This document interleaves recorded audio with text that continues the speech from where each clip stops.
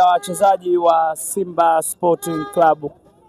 Wanarudi kambini kujiandaa na mchezo wa Jumapili dhidi ya Gaborone. Alassane Kante anawasalimia pale mashabiki wa Simba Sporting Club, inamaanisha kwamba anawafurahisha sana mashabiki wa Simba Sport. Hilo ni gari la Simba Sport linachola sasa kuelekea kambini kujifua tena ili kujiandaa na mchezo wa Gaborone wa kufuzu CAF Champions League. Hii ni Sanga Media TZ.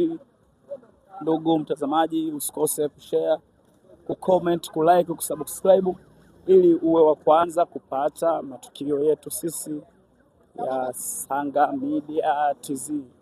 Lile gari la Simba Sport Club nao linaondoka, mambo ni mazuri, ushindi